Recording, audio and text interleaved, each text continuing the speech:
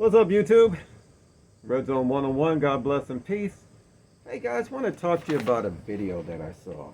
Actually, I've seen it about 3 times now. And to be honest with you, found it a little disturbing. Okay?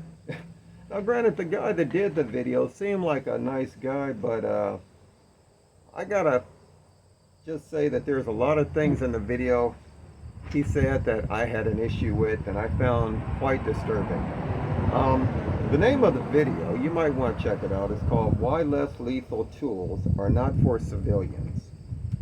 In the video, the guy basically states that really the only tool that we have for self-defense when it comes to civilians is is a gun or a blade for up close work, as he put it. Blade meaning kind of a machete or katana. And yeah, he also mentioned that he said that stopping the threat doesn't mean deterring the threat. It means stopping the threat. Doesn't mean slowing down the threat. Doesn't mean pausing the threat. And yeah, doesn't mean pausing the threat or slowing it down so that a person can get away. Again, I had a big issue with this because really the person saying that, again, the only options we have for self-defense are firearms. In other words, lethal force, or the potential of lethal force. And I don't agree with that. Not at all. He said, again, that we're not supposed to deter the threat. He also said defer the threat. We're supposed to stop the threat. Again, he said that doesn't mean slowing the threat down so that we can get away. And as you know, I believe that the right tool for the right job, and that every self-defense encounter situation doesn't require a lethal response. Even the police use less lethal force because every encounter they have with a bad guy, let's say, doesn't require a lethal response, because you have to give an account for that. To say that the only options we have are firearms, or as he put it, a blade, machete, katana, I think that's a real dangerous train of thought, and I think you got to be real careful. You're on a slippery slope if you believe that. If you had to go to court, and let's say that you had to deal with a situation that didn't require potential lethal force, meaning a firearm. Let's say you didn't have to use, now I am carrying, you didn't have to use your 9mm, okay? Let's say you didn't even have to use, let's say, your carry gun. This one I'm not carrying. It's a 22, okay? Little pocket gun, okay? Didn't warrant using that. Let's say it definitely didn't warrant using something like this here. Okay, this is my Caltech Sub 2000 9mm carbine. Got 2 30-round mags that I can carry with it. Definitely didn't warrant me using this. Guess what? If I can't justify using that kind of force, I'm probably going to be looking from the other side of a prison cell. Okay? So again, I believe there is a place for both lethal and less lethal. Not non-lethal, because we'll talk about that too. And I had someone correct me. I used that terminology like in the beginning. But I realized, as this person said later on in their video, that anything has the potential to be lethal. And you shoot somebody in the head with one of these, that even your less lethals have the potential to be lethal. Now that is true. Anything has the potential to be lethal. But he was saying, then why use that? Because using something like this right here, a pepper round, which is filled with pepper powder. When it hits hard.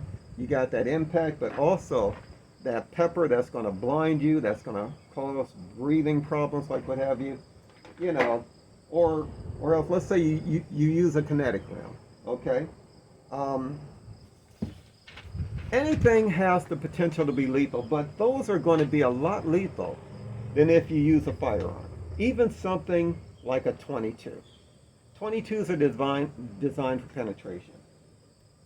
These are not designed for penetration, okay? And as far as him saying that why use it because it could potentially be lethal, heck, punching somebody in the face could be lethal. I saw years ago where this guy was at a sports event or whatever. His kid was playing. The ref made a call that he didn't agree with. He walked out on the field, punched the referee. The referee fell backwards, hit his head, and died instantly. So now that man was charged with manslaughter. Now that was just a punch. So what I'm saying is anything, yes, has the potential to be lethal. But using something like this right here, my Byrna HD launcher, or else my Mission 4, I mean, opposed to using something like a firearm, the potential for lethality, if I said that right, it's going to be a lot less. Okay. He also mentioned, just going through it, you might want to check the video out. He also mentioned that people who would advocate or promote using less lethal tools have a moral block, and that if we have a problem with killing someone, we shouldn't even own a gun. Again, that is a really dangerous train of thought, okay? No sane person wants to kill anybody. And as far as a moral block, what's wrong with being moral? I thought that was a good thing. Now, when I think of block, and I think of block when I think, let's say when I was in martial arts. Somebody punches at you, you block. You punch back, okay? So a moral block meaning is block, you have a problem with killing. You have a problem being moral. That is a dangerous train of thought. Now, granted, I personally don't want to hurt anyone. That's it. I will protect myself and my family. And granted, whether it's using let's say something less lethal like my Mission 4, or something like my 9. If I use a firearm, I know that there is a possibility that could result in death. Okay? Now, I try to stay out of those situations, but yes, that is possible. Okay? Now, again, he said moral block. When I hear that terminology, I have a problem with that. When in self-defense, when we mention stop the threat, it doesn't mean terminate the threat. If you go into a courtroom after having to use, let's say, a firearm, and the judge asks you, like, what was your intent when the person was coming at you? And you say that my intent was to kill the person. Because he said, and you can check the video out yourself, a person that has a problem with killing someone in a self-defense situation, I'm probably going to lose that case. I'm probably going to jail for premeditated murder. And I'm not a lawyer, so don't quote me, but I'm just saying this is my opinion, okay? All right? Stopping the threat doesn't mean terminating the threat. Yes, that can be a result whether you're using a firearm or a less lethal, but that is never your intent. Never to terminate the threat. That should never be your intent. Bottom line, you're trying to stop the threat. Stopping the threat can be like as easy as looking at someone that's coming at you and looking at them and like, you need to stop. That look could be enough to make a person go, all right, and back off of you. or else, let's say they're coming at you and you got nothing but your fist. That right there might be enough to say, wow, this person knows how to handle themselves. You know what? Forget it. I'm done. Um, Having to draw your burnout or else your firearm could be enough to stop a threat to, where they're advancing at you. Let's say they got a baseball bat, they got a knife, or let's say they're about to pull a gun. You see them pulling a gun, and before they get theirs out, you pull yours out. And you say, stop. And if the person stops, guess what? You don't fire your weapon. You don't continue. Okay.